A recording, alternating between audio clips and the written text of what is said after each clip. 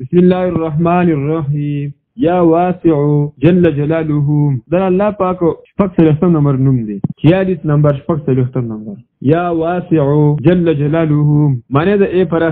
پر اخر وصلو والا ای الله چې ته په انسان پر اخر اولی رزق په پراخه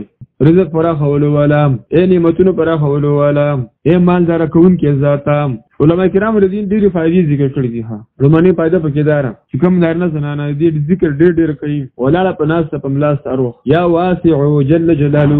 هغه ته ظاهري او باطني غنا نصیب شي زلم مالدار شي او زلم مالدار شي ظاهري هم مالدار شي هغه ته عزت او حوصله صبر د زړه فراخي او د زړه صفائی نصیب شي او الله تعالی دغه د پاره معاملاتو کې فراخي پیدا کړي او رسول الله خپل وظیفه را اسلامي زماري زفتنګ دي دارنګ قرضونه دي کاروبار نه چلیږي دکانداري نه چلیږي مخه می بندره د دوی ځان سره کنه یا واسع جل جلاله ولا پناس بملاس اروح دی وي تقول لږ زمانه پس ان شاء الله ظاهري غنام نصیب شي او باطني غنا اصل مالداري ول زم مالداري ده اسلامي لکونو خاوند دی خو جزله غریب دی هغه غریب الله حبيب پر الغنا غنا النفس اصل مالداري زم مالداري ده یو په عجیب کې نشته خو سره الله په خزانو باندې نظر الله مال ارض فراخ راځي دلی مالدار ده اگر که ظاهر کې سنشته او هغه نظر د الله تعالی په خزانو باندې او لکونو خاوند دی او چې خوید غریبانو دي ازلی غریب دي نو دای شي نه هغه زکات هم د مال نه وباسي فاتله خیرات او صدقې خو پرې خپل مال نه زکات د الله حق هم نه ور دونه داسې مال بسو کې داسې مال تین ته وکړي اسلام کې الله په نوم خیرات نه کوي صدقه نه کوي دارنګي زکات پکې نه ور کوي الله حق پکې نه ور کوي داسې مال دې الله تعالی خزانه لري ده لیکن زونه الذهب والفضه څوک سره تین جمع کوي او خزانه کوي الله وي ازما پرې من لګینو قیامت اور به داغینه الله پاک تختی جوړ کی هغه مال نه د پیسو نه تختی بر جهنم په ور باندې ګرميږي او د انسان له تندې او د اړخ او د شاو پیدا غلي کی الله داغینه بچ بل روایت راغلی هغه نه وایو الله یو مار جوړ کی دغه پیسې چې د جمع کړي بینک کې او داغه نه خیرات نه کوي دارنګ زکات پکې نه ور کوي کالی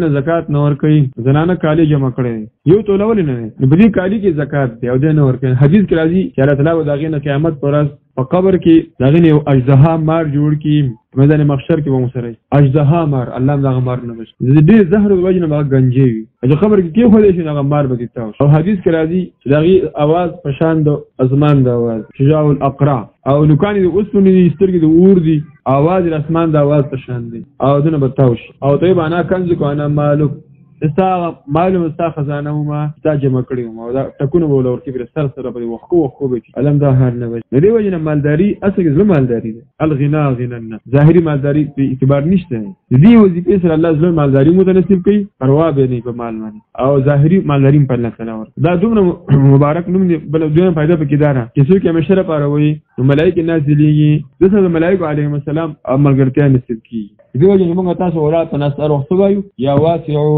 جل جلاله دریم نمبر پیدا پکې دارا څو دینو عادت جوړ کی همیشه وي چې یا واسع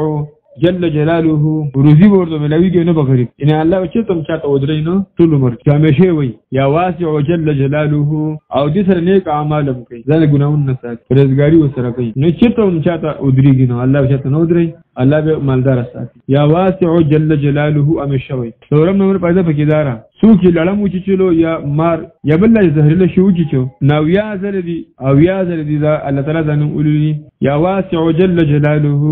او دا او یا پر نفس دی بیا غازه من دم کی او ان شاء الله زهر به غازه نه ختم شي لړم مارو یا بل زهرله شو چې چلو بیا غازه به سوبري وي او یا پری یا واسع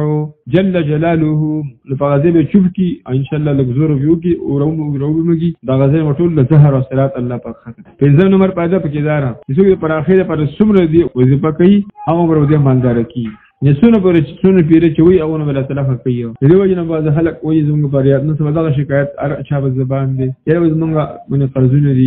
کاروبار نه چلی اطلاع کې رزق مسله ده رزق مسله باندې خلک نه سړي پریشان دي ګور اسانه پر خبره ده چې کو ناراض نه الله په ځانونه سره وایي کنه یا واسع جل جلاله یا واسع جل جلاله